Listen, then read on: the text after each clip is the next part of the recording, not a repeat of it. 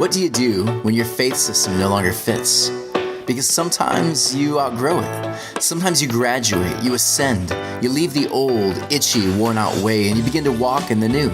Sometimes you grow. Join the conversation with me, Tony Werfel, author, speaker, teaching pastor, as we help unwrap and rebuild a faith that no longer fits. We learn to walk into the new, messy journey called life.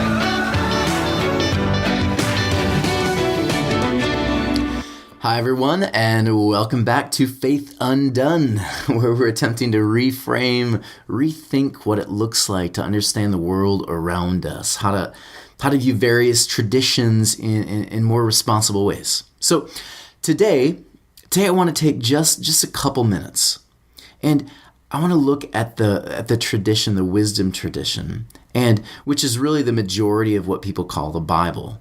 And it's a book with, again, poetry, narrative, speeches, all written for the sole purpose to share wisdom. So wisdom that will hopefully change the way that they and we choose to live. So again, kind of helping us move toward restoration rather than more destruction. That's the point of Scriptures. So in the middle of the Scriptures, there's this book, and it's entitled Ecclesiastes. It is the book of wisdom.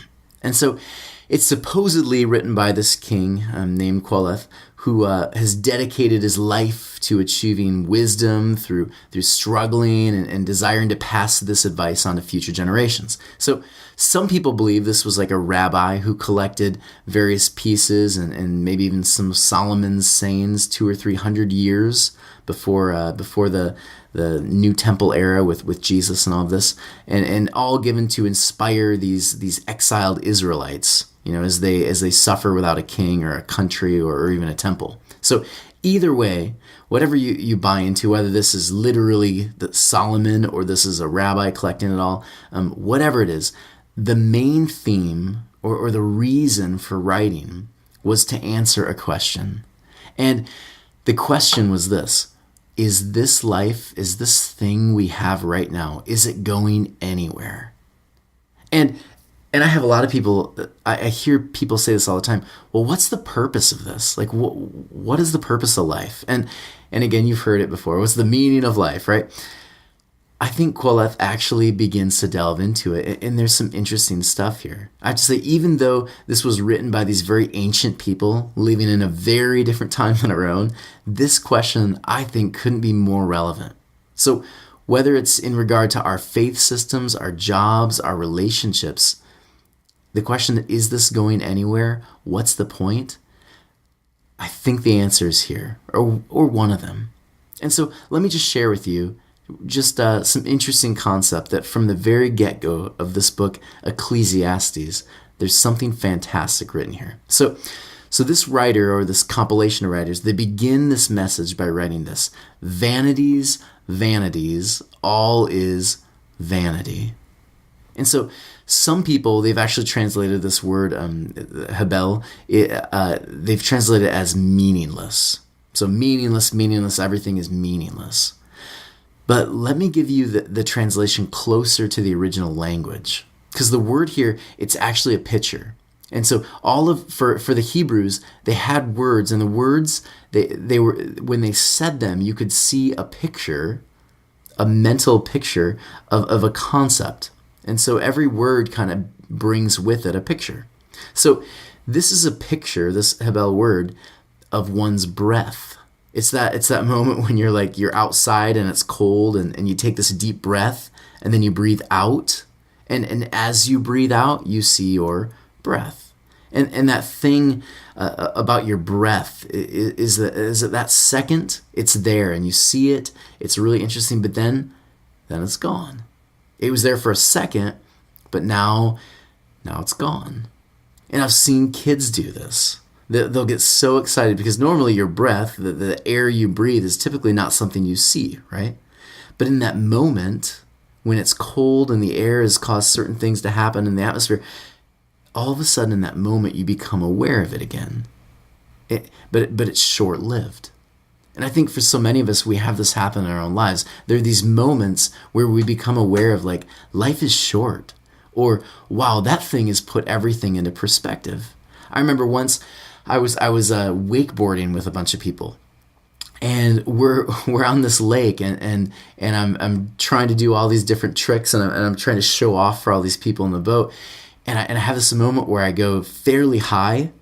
It's called a double up. The two waves combine to make one, and I remember hitting it and going way too high. I land, and I'm a bit fuzzy, and the person driving the boat was kind of new to driving. And so she begins coming toward me, but the problem is she's not slowing down. And I remember I'm thinking, oh no, like what's going to happen? And she's slowing down a little bit at the last minute, but the front of the boat, it hits me. And it begins to pull me under the boat. And I remember thinking, what am I doing? What am I doing? And I go under the boat, and the boat's still on. And I see the engine, and it's cranking out, and I'm thinking, I am dead. Like I am going to die right now. Somehow I was able to kind of swim and push myself deeper under with the board still on my feet, and I was able to kind of move underneath the boat, even though my head was hit. I was hurting. I came up from under the water, and I remember my head was bleeding, but I remember this moment of like, wow, you could have died. You could have died. And the rest of the day, there was like this new awareness. Wow, life is really fragile. We're here for a minute, and then it's gone, and it can so easily be snuffed out with just, I would never have thought that day that something like that could have happened. And I think for so many of us, we have these stories, don't we? Where something happens and it kind of causes a shift for us, and we see our breath. We see it. It's here and it's gone. And so again, it's that, it's that first kiss maybe with someone you love. It's there and it's so good, but there's a point when you stop kissing and you say goodnight, and the night will end. But that moment, wasn't it perfect? It was so good, but it didn't last forever. That kiss didn't last forever. It ended, and the night ended. It's that moment when you could say you wanted to live in it forever. But like everything, that moment passes and a new moment begins. So understand this about what's going on here. The author isn't saying everything is meaningless. The author is actually saying everything, life, these moments, the time you have with your kids, the space you've made for people you love, it's like vapor. It's here, but before you know it, it's gone. So here's the real question today I might ask you. What will you do with the time you've been given? I know some parents, they've got these beautiful kids, but most of the time, they just put their kids in front of a screen. And because they're tired that day. And what happens is they miss out on so much of what the relationship has to offer. And if they're not careful, years down the road, they may just regret that they didn't take the advantage of those vapor moments, those times where the kid actually wants to play with you, right? Dad, can we go play ball? Can we do this? Maybe later. But sometimes later turns into a couple days, a week, a month, and before you know it, you've missed the opportunity. And so the question I would like to ask you to consider while you're driving or sitting at home or whatever you're doing during this podcast is how can you be more present to the place and the time that you're in? Because nothing lasts forever.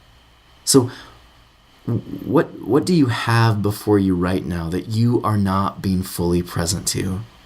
Or maybe you're in a really bad place, like a relationship or job. Maybe today you need to hear that thing isn't going to last forever, right? So maybe it's the opposite. Maybe you need to be reminded that awful thing you're going through, it's temporary, and there is an end to that thing. What will you do with the time you have? Because this is the life you have. This is the life you have. In this life you have is actually a miracle. It's beautiful, but it's also very short.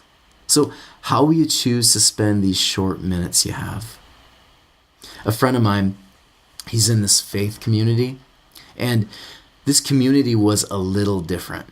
It started with this idea that community comes first. So It wasn't about a doctrine, not a preference, not their special Kool-Aid versus everyone else's. What they decided is that community is the soul. It's the center of everything. It's what they believed God is. God is community. And so they took that very, very seriously. It was a sacred thing, community. And community came first.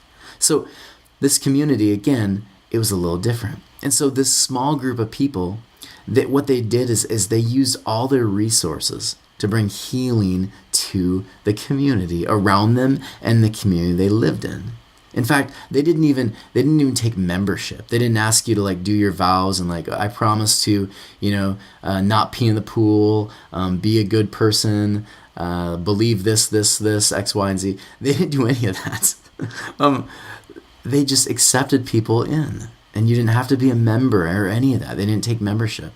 So you can imagine, like, this is pretty neat. This is a pretty beautiful concept. And so this group, they grew and they had so much momentum. And so because of that, because of their vision and their purpose, they have hundreds of branches of this community and tons of different split-offs and offshoots. And all of those have been celebrated. It wasn't like, oh no, they've left the fold and they've done their own thing. No. They celebrate when people begin to build new groups and communities. So my friend who has been following this group, he's been a part of it. He's been mentored by even the founder. He's gotten to know them. He got an email from the guy that's first kind of started and spearheaded this whole thing. And the email said, look, I just found out I have terminal cancer. And I would like to meet with leaders and whoever else can join us here where it all started. I just want to take some time and share some wisdom while I still have time left.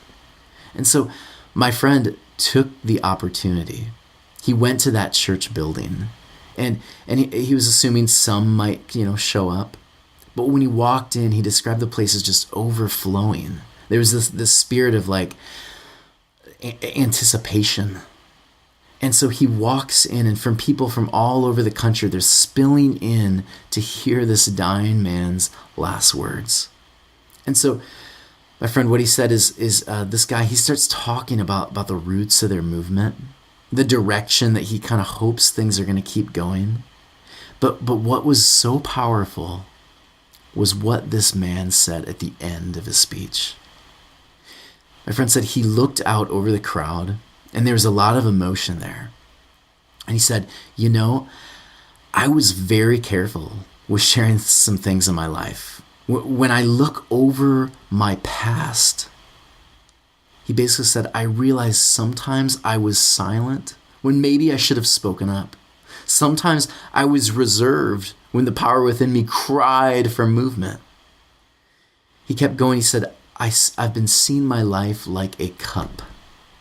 And I've had the blessing of having all of this life, all this wisdom, all this energy in the cup. But he said, to my horror, in these last days I have left, I've realized something. He said, I have poured out my cup sparingly. There's still something left in my cup. And now with this little time I have left, he said, I don't want to die before I pour it all out. So beautiful. And he looked at his audience. And my friend said, my advice to you is that for this gift of life you have, leave nothing left in the cup. Pour it all out. Don't leave anything left in the cup. Take time for family. Don't wait another day or week. Take it now. You've got all this vacation stored up. Use it. There are certain things you've been afraid to say because you're not sure how people are going to react, but deep down in your heart that thing needs to be said. You got to pour out the cup. Certain actions have to be taken, and yet because it's hard or uncomfortable, you've been waiting for tomorrow or next week or next year. The advice he shared was pour out your cup. Do it while you still have life and energy within you. And so today, my prayer for you is that you would empty your cups. Don't leave anything left in them. Say the things you need to say. Do the thing you need to do. Because we've only got so many steps, so many breaths, so many heartbeats. So how will you use the time you have? Because this life, it's like vapor. It's like breath. It is here and it's gone. How will you spend these precious moments, these gifts you've been given? The advice my friend heard and the advice I want to share with you now is pour out your cups. Blessings, everyone, and I can't wait to hear from you next week. And again, as always, please send in those questions to tonywerfel@gmail.com. If you want to give gifts or help this ministry continue, please go to tonywerfel.com and Patreon, all of those things. Please share some reviews, all of it. Please help us continue these messages. Blessings, pour out your cup. Can't wait to talk to you next week as we go over what it means to be in a relationship. Anyways, take care. Talk to you soon. Bye.